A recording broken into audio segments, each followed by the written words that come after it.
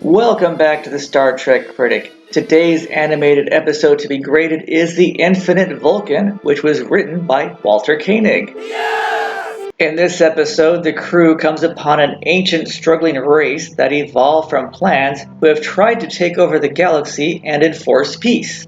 The first point is lost for the captain and first officer beaming down together. This is a mobile plant. It probably lives in a mobile home. Another point is lost for not bringing down security to an unknown planet. And another point lost because Sulu is a botanist and should know not to pick up a strange plant, especially one that moves. They were able to find the control center pretty easily. It's a trap!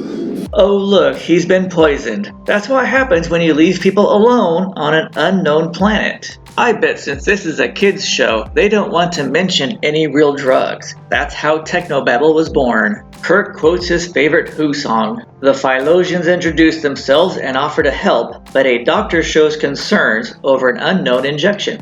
I guess he doesn't trust the 2021 media, does he? Agmar says they're peaceful. Let's see if that's actually true. He was bitten by the Retlaw plant. That's interesting. Retlaw, spelled backwards, is Walter. The Phylosians speak through universal translators. Kirk doesn't like puzzles. It turns out a human was here a long time ago and wiped them all out with a virus he didn't know was dangerous to the Phylosians, but he did try to save them. And Staphylococcus is a real thing. Plant-based flying dragons take off with Spock. He has been chosen to serve a greater cause. That phrase sounded familiar. I have been chosen. Farewell, my friends. I go on to a better place. The Phylosians have a plan, just like the Cylons.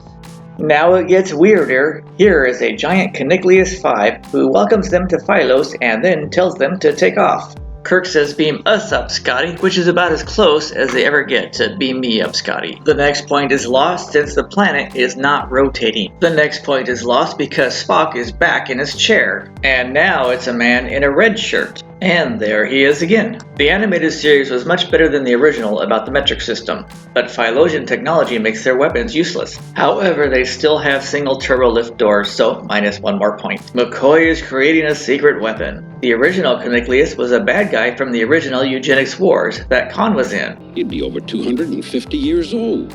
Aye, sir, but I don't like it. This time Sulu poses as Peter Pan, also the same pose from the front, and they show up on the ground in the same positions. But minus 1 point for not beaming down with security because they know they're in trouble. It turns out the Phylosians planned on taking over the galaxy and enforcing peace on everyone before the plague.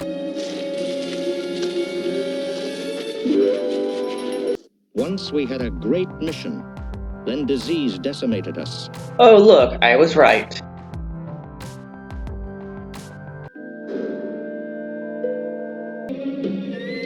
He's dying. Caniclius 5 introduces Spock 2, but shouldn't he be Spock 1? Looks like they're initiating a mask mandate. They even remember to put a mask on Spock. Spock's mind is being transferred to the new Big Spock. Scotty wants to re-establish communication at all cost. Kirk tries to out-logic the Big Spock. This shot is much more accurate than the previous one. Luckily they get through and Kirk has the Big Spock answer. Luckily this is working. The original Caniclius had a Master Race Peacekeeping Force issue.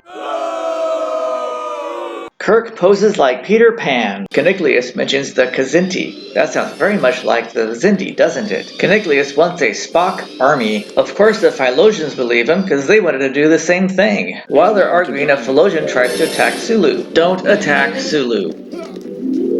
Don't call me Tiny. And don't call me Shirley. And don't call me Honey. Caniclius whacks the Spock coffin. Big Spock does a Vulcan mind touch and sticks his brain back into his brain. And minus 1 point for Sulu being a bodiless head. And it worked. Yes! Caniclius is worried. As long as there is peace, he doesn't have a job of invading planets and enforcing peace on them. Spock says, don't worry, be happy. The two big guys can work together and revive the planet of Phylos, and now everybody is happy. And the two Spocks agree with each other. I would be honored. Kirk wants to learn to do that body throw. Sulu says you have to be inscrutable too, and the show ends with Kirk telling Sulu he's the most scrutable man he knows. The last point is lost for the dirty class plate the Enterprise is on. The Infinite Vulcan, where a human who wants to take over the galaxy and enforce peace discovers a planet full of plants who want to take over the galaxy and enforce peace, gets a score of 91%.